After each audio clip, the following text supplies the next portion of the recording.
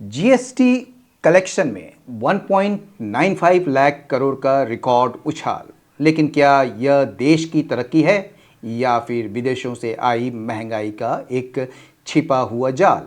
चलिए उठाते हैं इस सच से पर्दा। नमस्कार।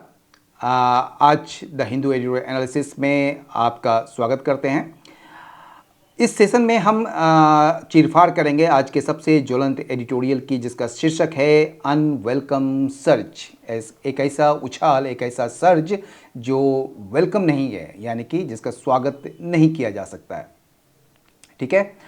आज के इस संक्षिप्त और टू द पॉइंट विश्लेषण में हम इन तीन प्रमुख पहलुओं को कवर करेंगे। पहला है जो हम आंकड़ों के साथ समझेंगे कि कैसे जून का यह जीएसटी उछाल घरेलू उत्पादन से नहीं बल्कि सोने तेल के महंगे आयात, रुपए की कमजोरी और इंपोर्टेड इन्फ्लेशन से बढ़ा है। दूसरा है वोकेबुलरी परीक्षा के लिए सबसे जरूरी शब्द बुआयंसी, सर्ज और सबड्यूड को आसान हिंदी में समझेंगे और सीखेंगे। और ये जो एडिटोरियल है तीसरा, वो उसके वाक्यों के जो महत्वपूर्ण ग्रामर रूल्स को लाइन बाय लाइन ब्रेक करेंगे। अगर आप यूपीएससी, एसएससी या बैंकिंग एग्जाम्स के एक्सपीरियंस हैं तो यह क्लास आपकी वैचारिक समझ और अंग्रेजी दोनों को मजबूत करने वाली है। चलिए सीधे चलते हैं स्क्रीन पर और शुरू करते हैं आज का डीप डाइव एनालिसिस। चैनल को सब्सक्राइब और वीडियो को लाइक जरूर कर दें। चलिए, अनवेलकम सर्च। लेकिन उससे पहले हम लोग एक बार वर्ड्स देख लेते हैं, क्या कैसा रहेगा। वर्ड्स में आ जाते हैं। बुआयंसी का मतलब होता है उछाल, यानी कि एक तरीके the tendency of a statistic, यानी कि like tax to rise with economic growth, resilience. ठीक है, यानी कि रेजिलियंस, इलास्टिसिटी, ग्रोथ एंड हो जाएगा डिप्रेशन, स्टैग्नेशन या डिक्लाइन। सर्ज का मतलब होता है ये भी अचानक जो बड़ी उछाल होती है और मतलब कि एक वृद्धि जिसको कह सकते हैं, स्पाइक, जंप या फिर एस्केलेशन। इसका एंटो हो जाएगा प्लंज, ड्रॉप या स्लंप। स्पर्ड का जो मतलब होता है प्रेरित करना, गति देना, यानी कि प्रमोटेड कर सकते हैं इसको या फिर इनकरेज कर सकते हैं। तो प्रेरित करना, गति देना वगैरह होता है, उकसाना। स्टिमुलेटेड, ड्रिवन या फिर इंसाइटेड। एंड हो जाएगा हिंडर्ड, डिस्करेज्ड या डेटर्ड। ठीक है। मॉडेस्ट का मतलब मामूली, एकदम कम, मॉडरेट, लिमिटेड या हम्बल। एंड हो जाएगा सिग्निफिकेंट, मैसिव या एक्सेसिव। हैजिंग का मतलब होता है जोखिम से बचाव या वित्तीय सुरक्षा उपाय। ठीक है, इसको आप कह सकते हैं सेफ गार्डिंग, शील्डिंग, इंसुलेटिंग। ठीक है। एंड हो जाएगा रिस्किंग, एक्सपोजिंग या गैम्बलिंग। स्टेम जो होता है उसका मतलब होता है रोकना। ठीक है, थामना, रुकावट डालना, कर्व, चेक या फिर हॉल्ट। एंड हो जाएगा अलाउ, इनकरेज या फिर प्रमोट। डेप्रिसिएटिंग का जो मतलब होता है किसी चीज़ का कीमत घटना या मूल्य ह्रास होना। डिक्लाइनिंग, डिवैल्यूइंग या फिर ड्रॉपिंग। एंड हो जाएगा एप्रिसिएटिंग, राइजिंग या फिर इंक्रीजिंग। एलिवेटेड का मतलब ऊंचे स्तर का या बढ़ा हुआ, उच्च स्तर जिसको कह सकते हैं हाई, रेज्ड या इन्फ्लेटेड। एंड हो जाएगा लो, ड्रॉप्ड या रिड्यूस्ड। चलिए, सबड्यूड का जो मतलब होता है वो सुस्त, दबा हुआ, नरम, शांत, म्यूटेड या फिर डिप्रेस्ड या फिर स्लगिश। एंड हो जाएगा वाइब्रेंट, बूमिंग या एक्टिव। मॉडरेटिंग मतलब धीमा पड़ना, नरम पड़ना, स्लोइंग, ईजिंग या फिर एबेटिंग। इसका एंड हो जाएगा एक्सेलरेटिंग, इंटेंसिफाइंग या क्विकनिंग। कंप्लायंस का मतलब नियम पालन करना। एडहेरेंस, ओबीडियंस या फिर कॉन्फॉर्मिटी। एंड हो जाएगा डिफायंस, वायलेशन या डिसओबीडियंस। लिटिगेशन का मतलब मुकदमेबाजी होता है। लॉसूट, डिस्प्यूट या फिर लीगल एक्शन। एंड हो जाएगा एग्रीमेंट, सेटलमेंट या पीस।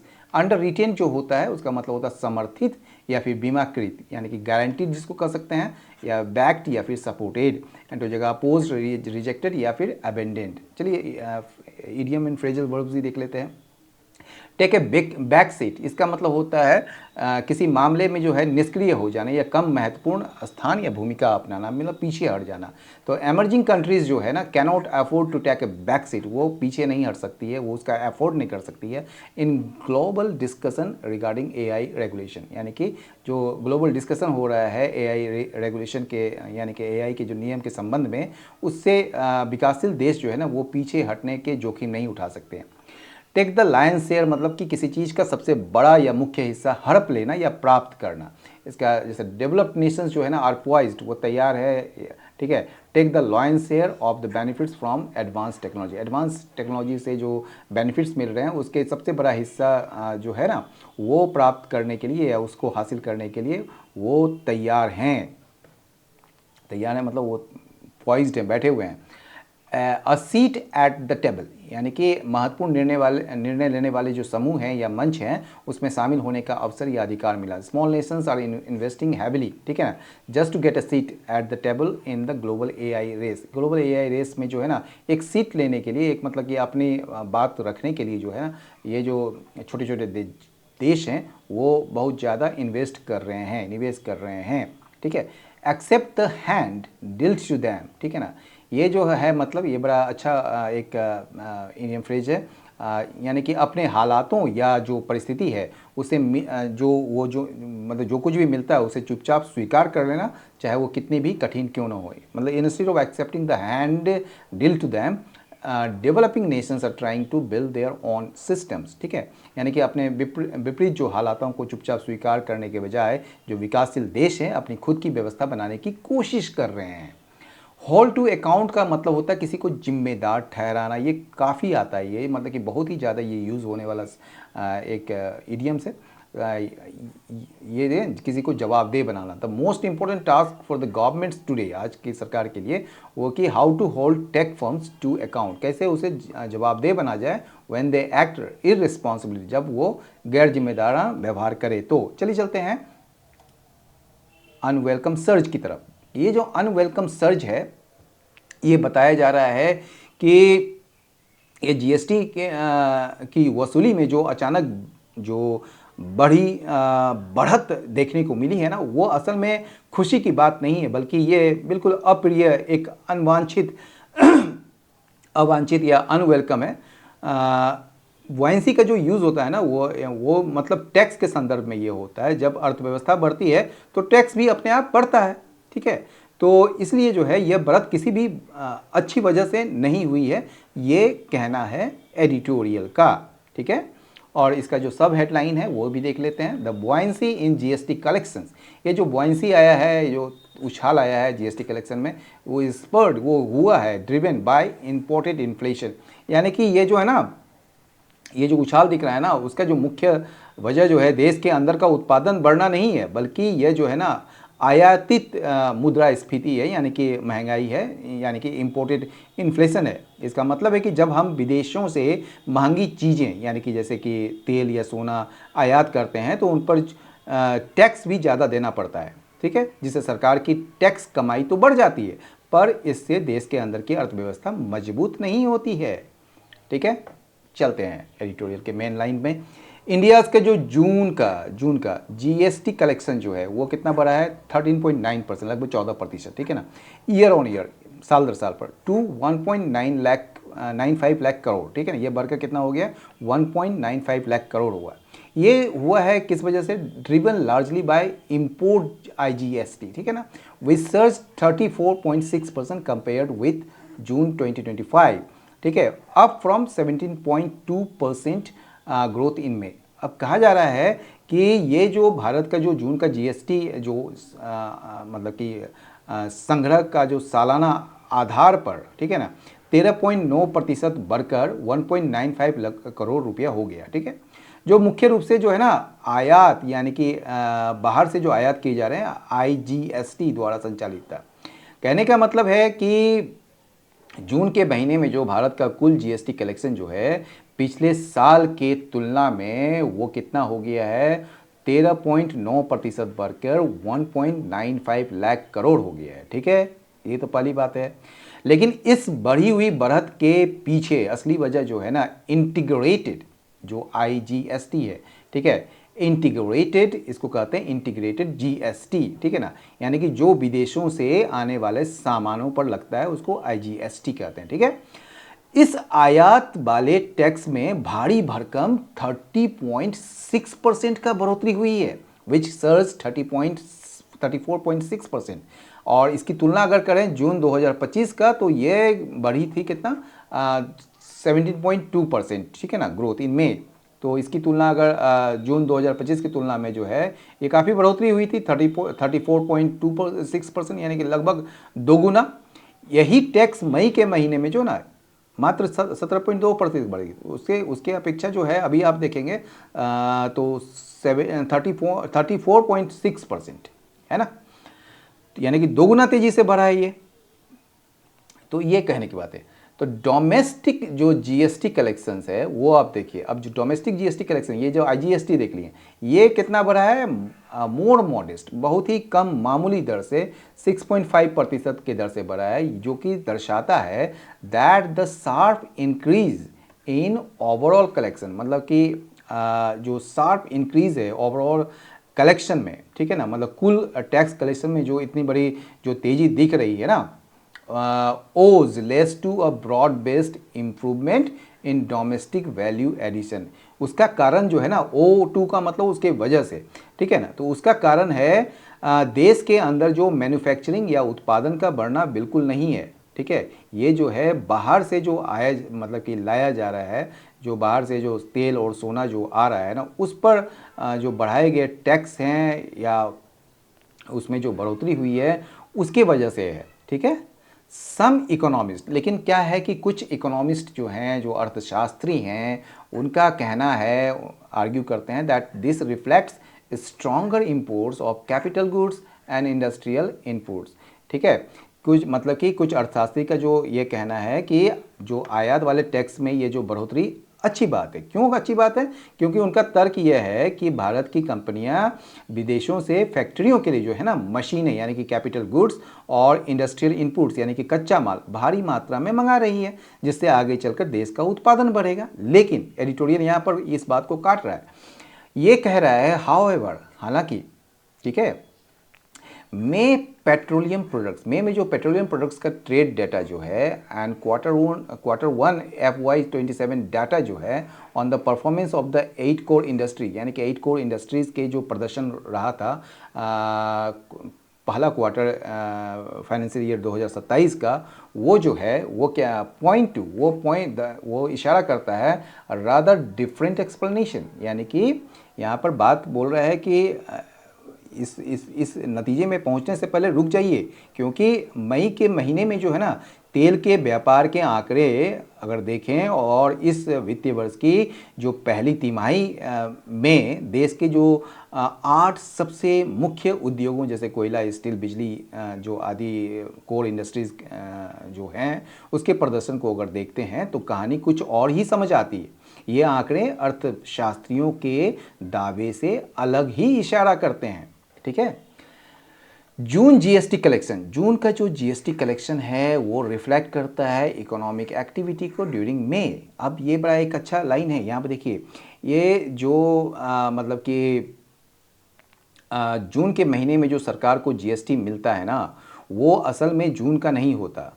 लोग मई के महीने में जो व्यापार, बिक्री या आयात करते हैं उसका टैक्स वे जून में जाकर जमा करते हैं या सरकार को जमा करते हैं, ठीक है।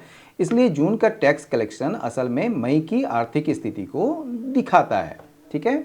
वेल क्रूड बोल रहा है कि ये जो है क्रूड एंड पेट्रोलियम प्रोडक्ट्स जो है वो कॉन्स्टिट्यूटेड अ 54% राइज दिस में, ठीक है ना, year on year in merchandise imports by value. The other chunk was gold, दूसरा जो बड़ा हिस्सा है वो गोल्ड का है, विच कॉन्स्टिट्यूटेड अनदर 34%। तो ये दोनों मिला के ही तो लगभग 90% हो गया। तो यहाँ बोल रहे हैं ना कि क्या कहेंगे आप, जो कुल सामानों में जो मर्केंडाइज इंपोर्ट्स है, मतलब कुल सामानों में जो आप जो आयात है, ठीक है, उसमें सबसे बड़ा हिस्सा जो है वो किसका है, क्रूड एंड पेट्रोलियम प्रोडक्ट्स का, यानी कि वो 54% है, जिसकी कीमत में मतलब कि वो सबसे बड़ा हिस्सा है, मतलब कि जिसकी कीमत में जो है ना पिछले साल के मुकाबले 54% की भारी बढ़ोतरी हुई है, ठीक है। आयात का जो दूसरा सबसे बड़ा जो टुकड़ा कह सकते हैं वो सोना या हिस्सा जो है वो सोना का था, जिसके आयात मूल्य में भी 34% की बढ़ोतरी हुई है। यानी हम मशीनें नहीं बल्कि तेल और सोना ज़्यादा मंगा रहे थे, है कि नहीं। The surge in gold price, ये जो उछाल आया है गोल्ड प्राइस में by nearly 60% between last May and this May, यानी कि पिछले मई में यानी 2025 और इस मई यानी 2026 के मई के बीच में जो है ना, ये लगभग 60% की बढ़ोतरी हुई है। ठीक है, 60% का भारी उछाल आया है, कम नहीं है। मान लीजिए उस समय अगर सपोज मान लीजिए 70-80 हज़ार होगा, तो इस समय जो है 1,50,000 1,60,000 उससे ज़्यादा ही होगा। ठीक है, एक हम आंकड़े बता रहे हैं क्योंकि अभी मुझे पता नहीं है कि कितना अभी है। ये जान लीजिए कि अगर उस समय अगर 10 रुपया होगा तो अभी 16 रुपया होगा, यही समझ लीजिए। ये सजेस्ट करता है hedging during difficult times rather than broad based economic activity, यानी कि ये जो है ना, ये बताता है कि दुनिया में अनिश्चितता या आर्थिक संकट के जब हालात होते हैं, ठीक है, तो लोग और निवेशक अपने पैसे को सुरक्षित रखने के लिए सोना खरीदते हैं, जिसे हैजिंग कहा जाता है। सोने की इस आयात से ये पता चलता है कि लोग मुश्किल समय से, ठीक है, डरकर अपनी संपत्ति सुरक्षित कर रहे हैं, न कि कोई नया उद्योग या बड़ी आर्थिक गतिविधि शुरू करते हैं, rather than broad based economic activity ना शुरू करके ये डिफिकल्ट टाइम्स में अपना पैसा को सुरक्षित रखने की कोशिश होती है। To stem gold imports, gold imports को रोकने के लिए एक तरीके से, ठीक है ना, यानी कि गोल्ड के आयात को स्टेम मतलब रोकना, गोल्ड के आयात को, तो गवर्नमेंट क्या किया, गवर्नमेंट ने बढ़ा दिया अपने इंपोर्ट ड्यूटी को। कहाँ से, पहले 6% लगता था, अब 15% लगता है।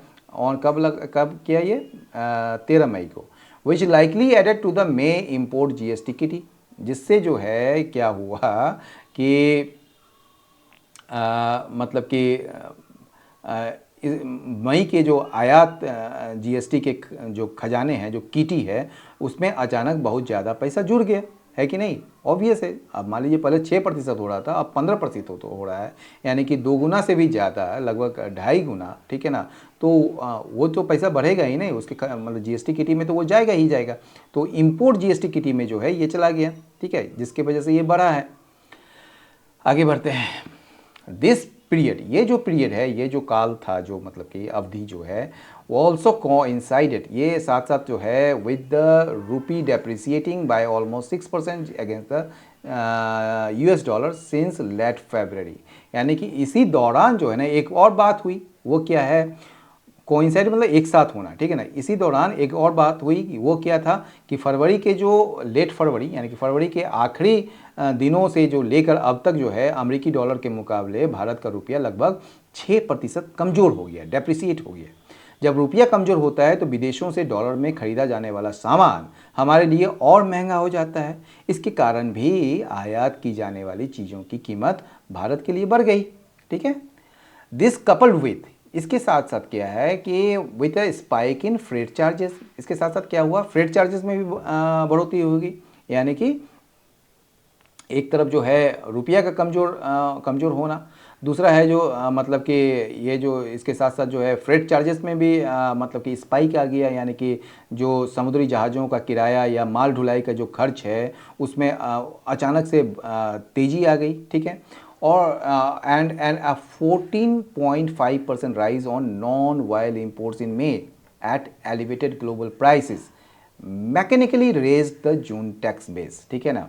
तो ये और ये जो तीसरा था वो क्या हुआ कि आपका जो जो बिना तेल वाली जो है ना, यानी कि नॉन ऑयल जो आपका ये है इंपोर्ट्स है, यानी कि तेल के बिना, यानी कि बिना तेल वाली जो अन्य चीज़ हैं जिसको नॉन ऑयल इंपोर्ट्स कहा जाता है, उसके आयात में भी मई के महीने में जो है वैश्विक स्तर पर बढ़ी हुई कीमतों के कारण 14.5% की वृद्धि होना, ठीक है, वो भी एक बात थी। तो ये सारे कारण जो मिलकर जो है जून के टैक्स के आधार जो है, टैक्स बेस जो है, ठीक है ना, उसके टैक्स के बेस को जो है उसने बढ़ा दिया मैकेनिकली, यानी कि अपने आप बिना किसी आंतरिक आर्थिक प्रयास के ही ये बढ़ा दिया टैक्स बेस को।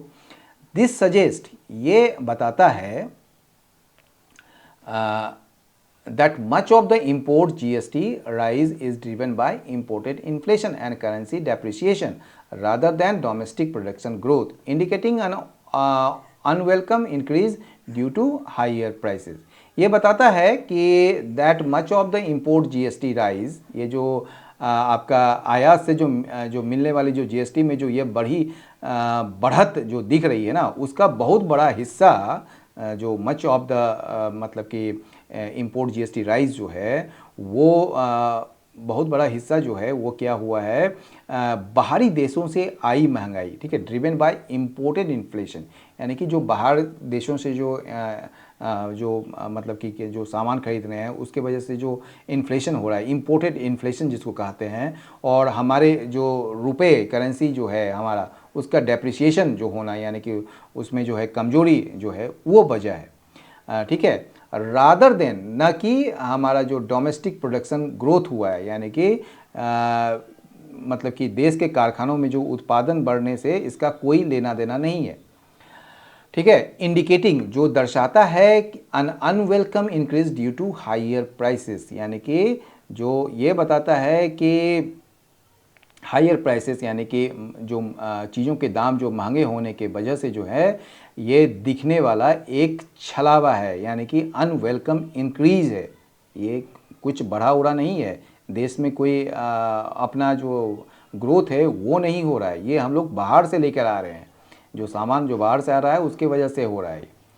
अब आगे बढ़ते हैं दूसरे पैराग्राफ में, रीड अलोंग साइड, ठीक है, रीड अलोंग साइड, रीड मतलब यहाँ समझिए या देखिए the performance of India's 8 core industries, ठीक है ना, यानी कि जीएसटी के जो मतलब कि आंकड़ों को भारत के जो 8 सबसे महत्वपूर्ण बुनियादी उद्योगों के जो काम हैं उसके साथ अगर आप देखें, विच एक्सपेंडेड जो बढ़ा है बाय ओनली अबाउट 2.8%, मात्र जो है ना लगभग 2.8% ही बढ़ा है इन Q1 FY27, यानी कि इस साल की पहली तिमाही में, ठीक है, मात्र 2.8% के रफ्तार से ये बढ़ा है, और compared with around 6% in the corresponding period last year, अगर इसकी तुलना पिछले साल के इसी समय से कॉरस्पॉन्डिंग पीरियड से की जाए तो ये जो है उस समय लगभग 6% के रफ्तार से बढ़े थे, ठीक है।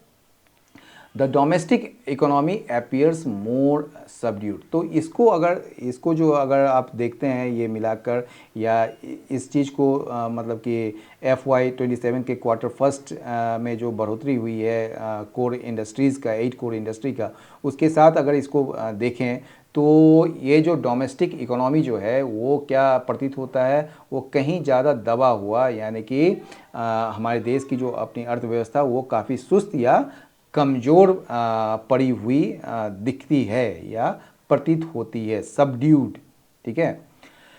Growth has been expectedly weak, ठीक है, ये ग्रोथ जो है ना वो पहले से ये एक्सपेक्टेशन था कि वीक रहेगा इन क्रूड ऑयल में, नेचुरल गैस में, रिफाइनरी प्रोडक्ट्स में, फर्टिलाइजर्स में, इलेक्ट्रिसिटी में, ठीक है, यानी कि ये जो 8 उद्योगों में जो सबसे ज़्यादा कमजोरी जो है आपको कच्चा तेल हो गया, क्रूड ऑयल, प्राकृतिक गैस हो गया, रिफाइनरी के उत्पाद हो गए, खाद हो गए, और बिजली के क्षेत्रों में जो मतलब जो रफ्तार है वो कमज़ोर रहने की एक आशंका थी, ठीक है, मतलब इसमें कोई जो है खास सुधार नहीं हुआ है।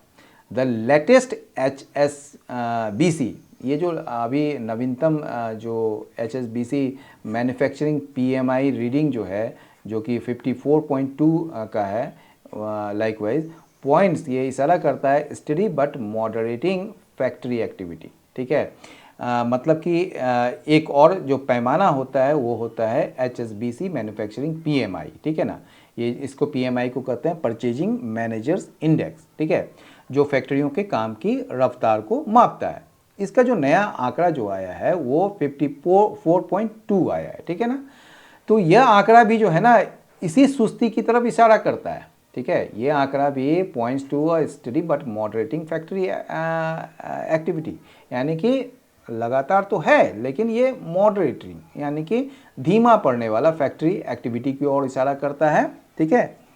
Marking the second lowest expansion in 13 months, जो पिछले 13 महीनों में फैक्ट्रियों के बढ़ने की यह दूसरी सबसे धीमी रफ्तार है, ठीक है ना।